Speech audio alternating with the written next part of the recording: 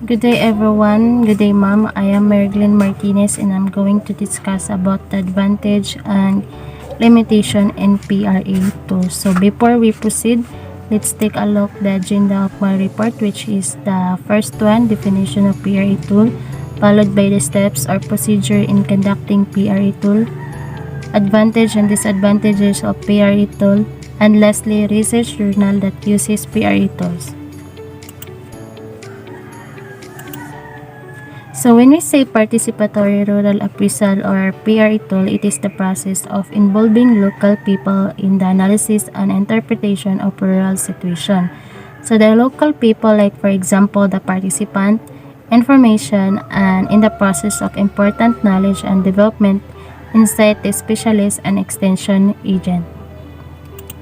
So these are the steps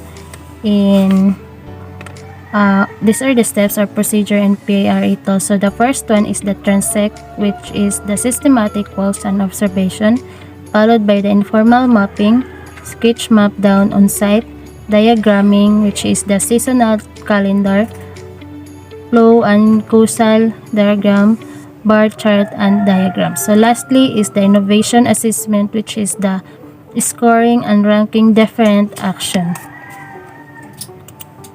So advantage in PRA tools.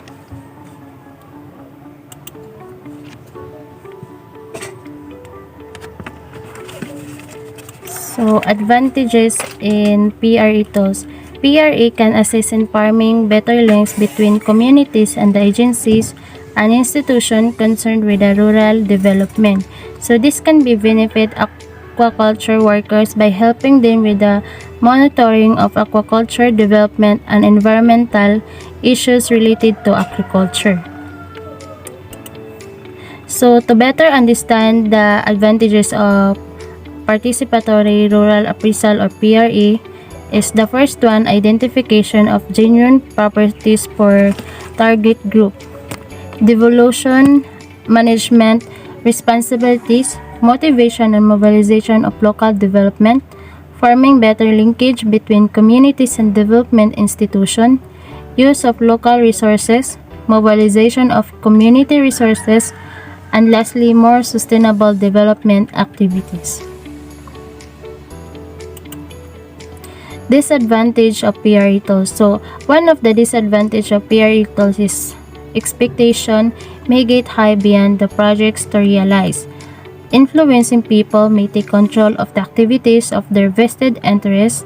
And lastly, many times the poor of socially backward people may not get properly represented. So in limitation of PRA tool, some limitation of classical PRA framework are risk scenario and system vulnerabilities and essentially developed by the analyst. So meaning that the PRA methodology itself does not discover the scenarios, rather than it is a large extent a way documenting and organizing the analyst discovery. So in addition of limitation of participatory rural appraisal or PRA. So the first one is the ability of a member or specialist in different principles and team building with each local people may be a problem. The second one is the changing attributes towards rural people in order to be willing to learn and to appreciate the importance of their participation in decision making. Last is the lack of suitable accommodation and adequate funds. It may be possible to cover several villages in one.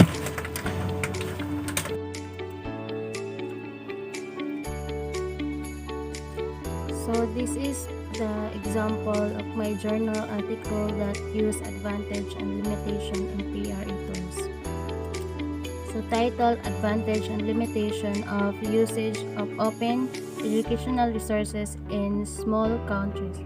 Author, Elena Krylha-Korolovuk.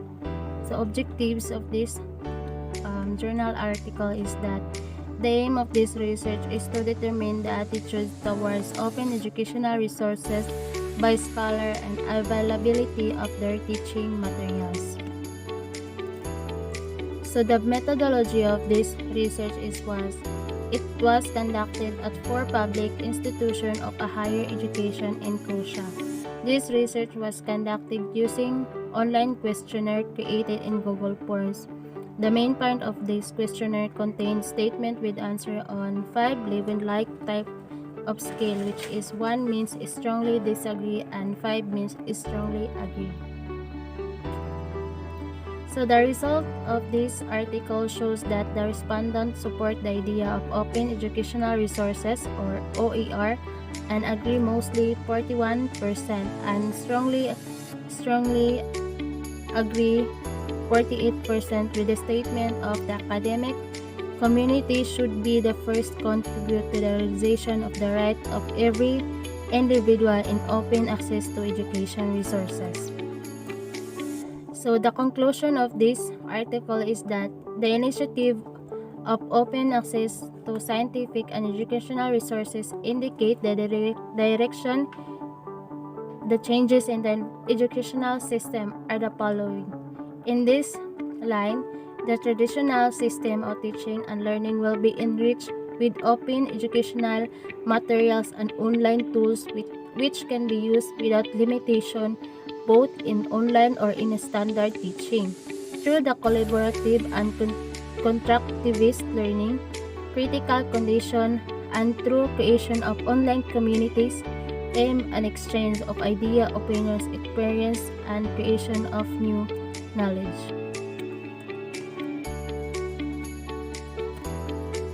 Critique.